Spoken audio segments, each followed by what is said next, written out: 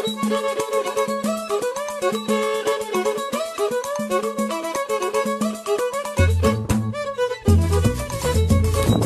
sou Josemari Alves, sou médica veterinária, faço parte da equipe técnica do MOC, né, com o Movimento de Organização Comunitário. E a gente vai gravar encontro com o projeto Bahia Produtiva aqui no território do Cisal. Vamos dar continuidade ao manejo de vacinação. Uma das importantes coisas do manejo de vacinação é a anotação, certo? A gente deve anotar na escrituração zootécnica o tipo de vacina, o número da partida, a data de fabricação, o vencimento daquela vacina e a identificação dos animais que foram vacinados, né? E se tem alguma intercorrência, se o animal apresentar alguma alteração, né? Tem que se anotar lá também nessa escrituração zootécnica. É importante ficar atento porque as vacinas eles têm um período de carência, certo? Principalmente aqueles animais de leite, né? Os caprinos de leite e também os animais que estão na fase, né? Que já vão para o abate. Então tem que se observar isso para não mandar os animais para abatedouro ainda dentro desse período de carência e não, né, tá disponibilizando leite para laticínio dentro desse período de carência, até porque existem testes dentro do laticínio que vão detectar esses medicamentos dentro do leite. Então tem que ter muito atento a isso, porque pode se configurar uma fraude. Então, a gente vai...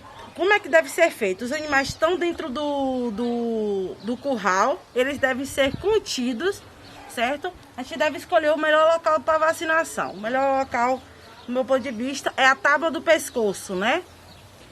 Então, a gente deve conduzir o animal, certo? Que vai realizar a vacinação, conter ele bem, certo? E aplicar aqui na tábua do pescoço, que chama, certo? Se você está sozinho para fazer a contenção, a melhor forma é essa, porque aqui você consegue prender o animal, certo?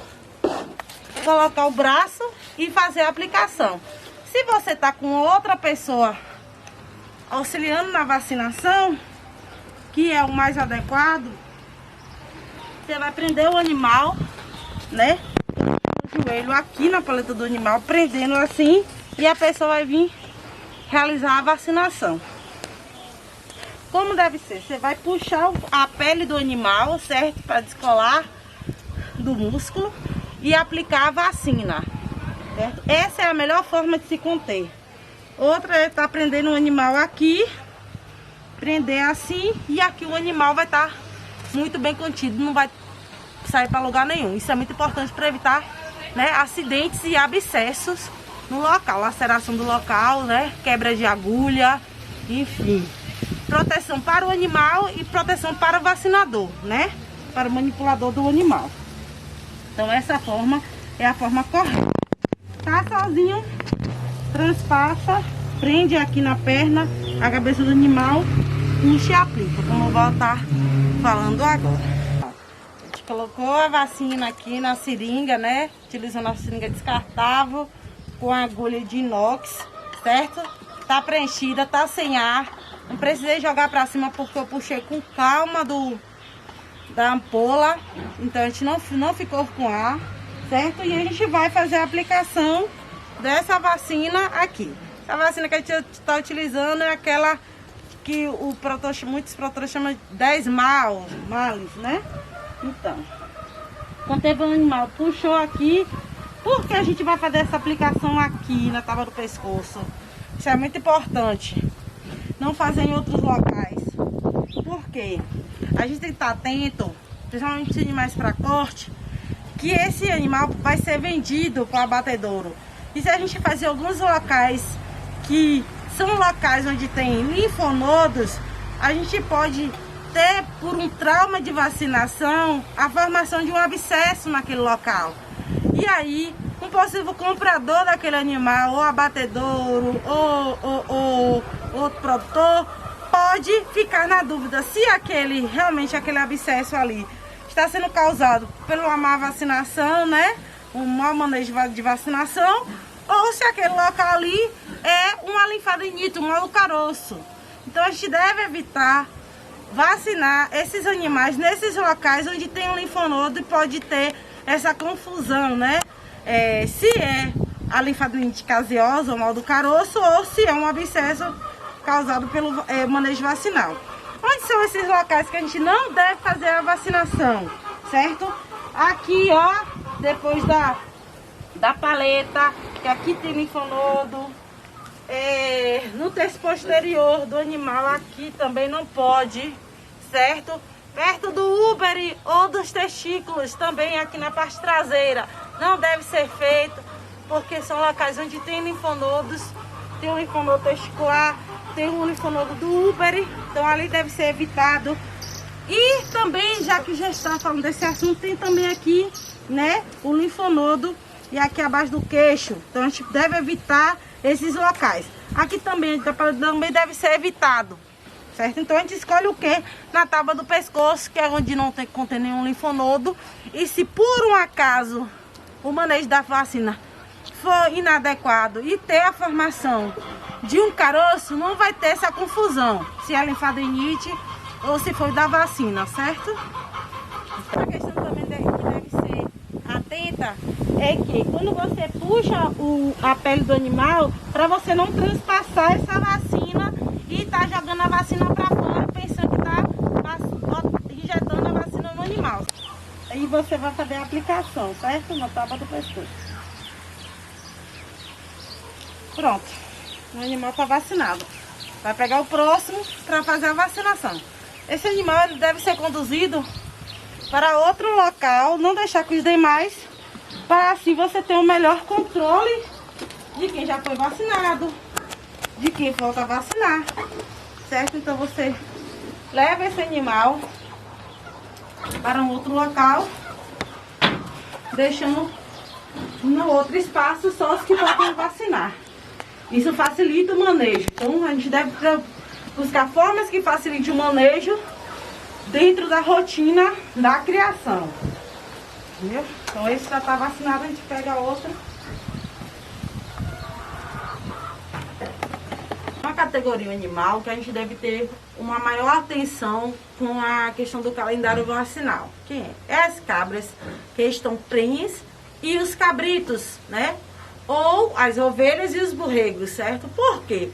Porque cabritos, os borregos, né, os cordeiros, muitas doenças são prevenidas através da transferência de anticorpos, né? Pelo quê? Pelo colostro.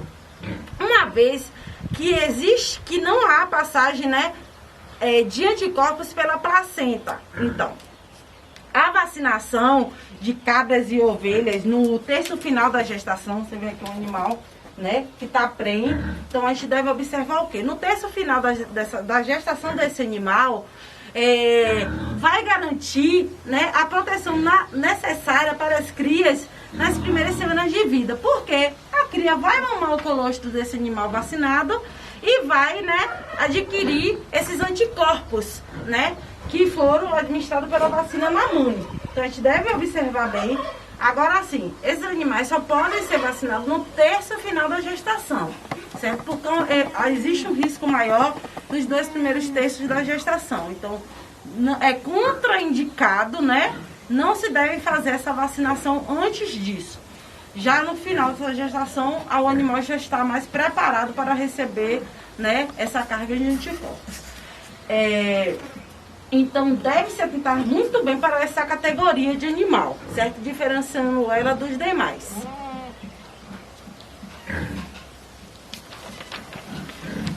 O calendário vacinal. Então, que doenças são? A raiva, por exemplo. A raiva, a vacinação deve acontecer quando 3 meses de idade, né, daquele animal. E o reforço 30 dias após a primeira dose. Certo? O animal, 3 meses, vacina, conta 30 dias, faz a vacinação novamente. E quando vai vacinar de novo contra a raiva? Todos os anos. Então, por isso a importância da escrituração zootécnica, porque ali você vai saber quando você vacinou no ano. Vacinar em janeiro deste ano, janeiro do próximo ano está vacinando de novo, certo? Qual a categoria que a gente vai vacinar para a raiva os jovens, né? Os reprodutores e as matrizes, certo? É indicativo de raiva áreas onde ocorrem, né? E são confirmadas essa doença, certo? Então, acontece muito isso onde tem muito morcego, onde o morcego morde muitos animais, os morcegos hematófagos. Nessas áreas são obrigatórias a vacinação de raiva, certo? Temos também a vacina de linfadenite caseosa, que é o mal do caroço. Vacina quando 3 meses o animal vacina, reforço 30 dias e a cada ano vacina novamente, certo? Qual a categoria de animal que vai estar vacinando? Começando pelos jovens. Essa vacina, ela tem uma particularidade. Ela não garante, né, uma total prevenção dos caroços, né?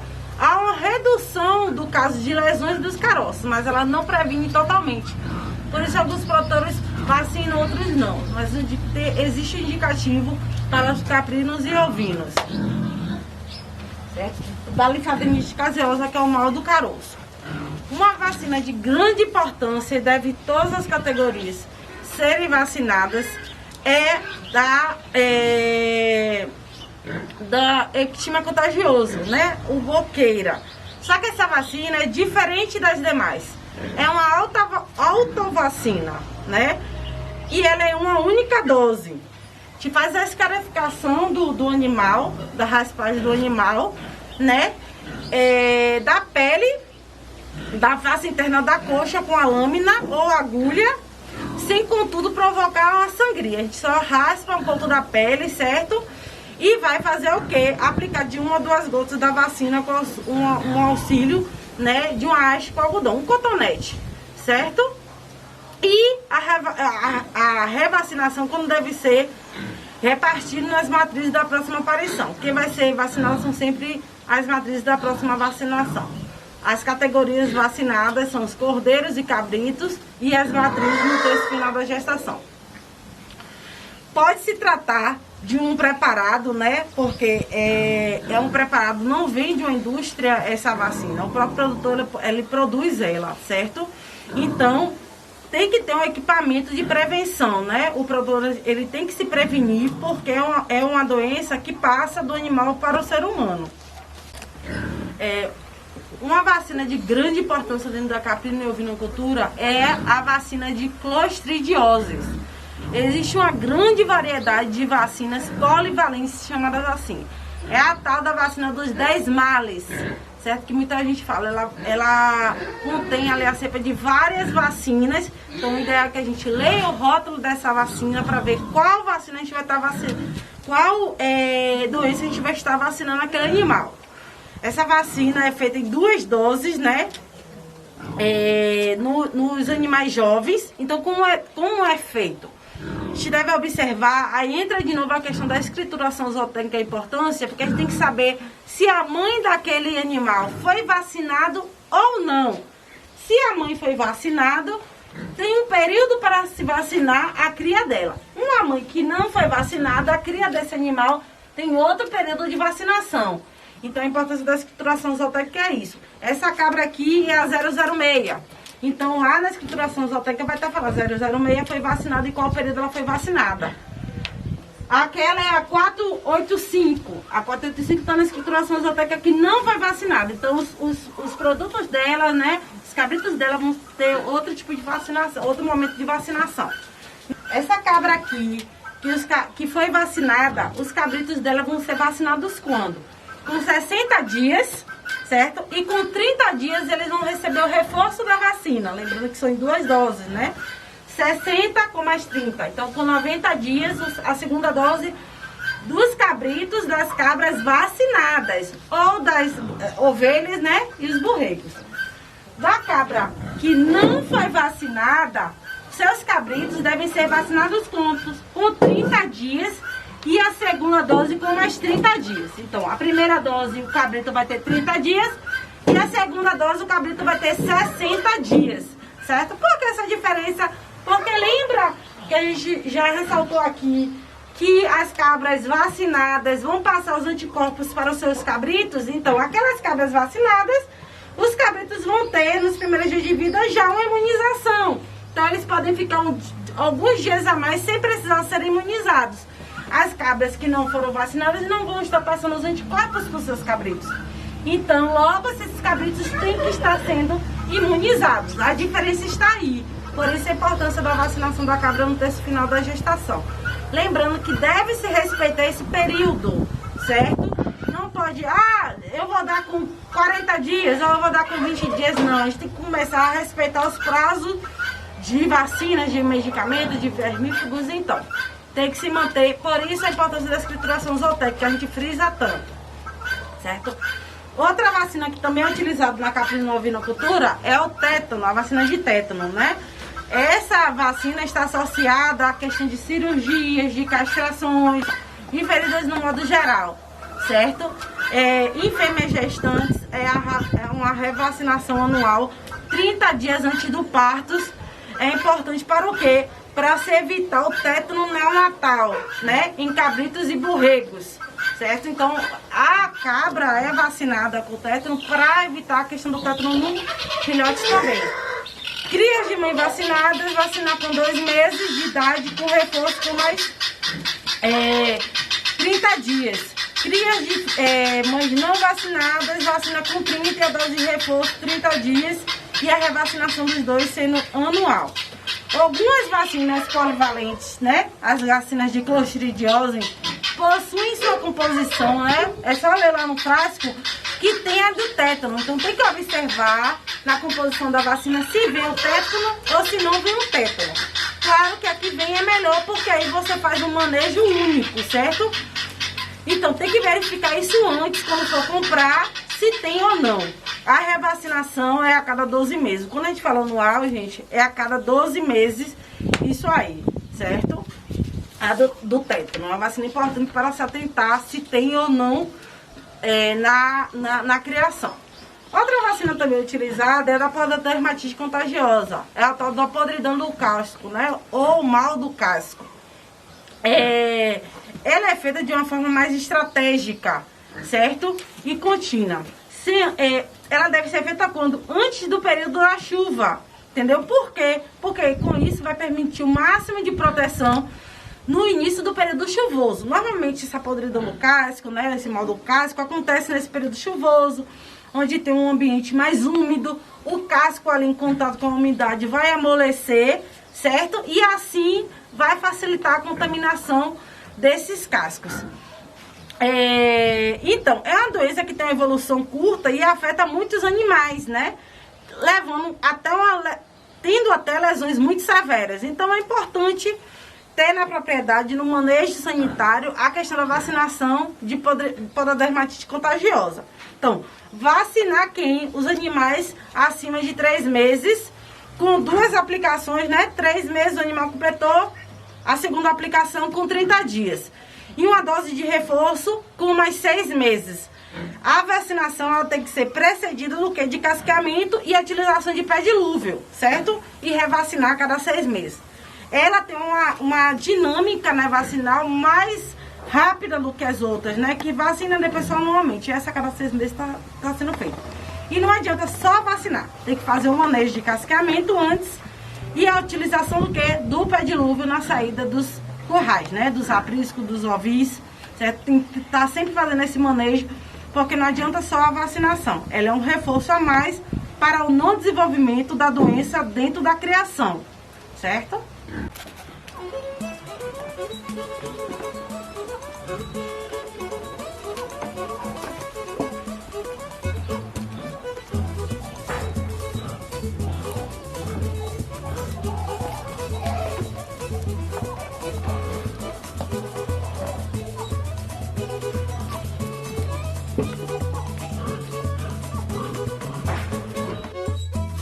A TER à Distância é uma adaptação das atividades de assistência técnica e extensão rural do Bahia Produtiva.